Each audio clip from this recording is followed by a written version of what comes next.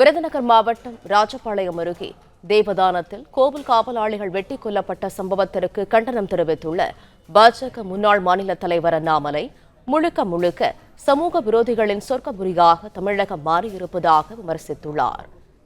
கூடுதல் தகவல்களை தருகிறார் எமது செய்தியாளர் ராஜகுமரன். முழு விவரங்கள் என?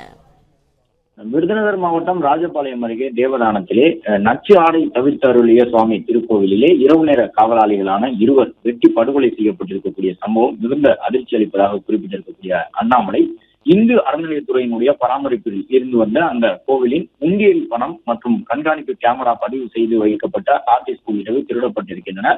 அறநிலையத்துறை பராமரிப்பில் உள்ள கோவிலில் உள்ளூரை சேர்ந்த உயிரிழந்த இருவரும் தற்காலிக காவல் பணியில் ஈடுபட்டிருந்தனர். இரவு பாதுகாப்பு பணிக்கு காவல்துறையினர் ஏன் நியமிக்கப்படவில்லை என்ற கேள்வி எழுவதாக அண்ணாமலை குறிப்பிட்டிருக்கின்றார். திமுக ஆட்சியில் கொலைகாரர்களும் கொள்ளைக்காரர்களும் சுதந்திரமாக சுற்றி வருகின்றார்கள். சமூக விரோதிகளின் சொர்க்கபுரியாக தமிழ்நாடு மாறி இருக்கின்றது. அரசுக்கோ காவல்துறைக்கோ குற்றவாளிகள் பயப்படுவதில்லை. 4.5 ஆண்டுகளாக செயல்படாமல் இருந்து விட்டார் முதலமைச்சர் என்று தற்போது அவர் குற்றம் சாட்டியிருக்கின்றார். மேலும் இத்தகைய ஆட்சியை தமிழகம் இதுவரை கண்டதில்லை, இனியும் காணப்போவதில்லை. உயிரிழந்தோர் குடும்பத்தினருக்கு ஆழ்ந்த இரங்கல் தெரிவித்துக் கொள்வதுடன் உரிய நிவாரணம் வழங்க வேண்டும் என திமுக அரசை வலியுறுத்துவதாக அண்ணாமலை பதிவிட்டுள்ளார். தகவல்களுக்கு நன்றி ராஜகுமரன். பிளே ஸ்டோர் மற்றும் ஆப் ஸ்டோரில் இருந்து பாலிமர் செயலியை QR கோடு மூலம் பதிவிறக்கம் செய்யுங்கள்.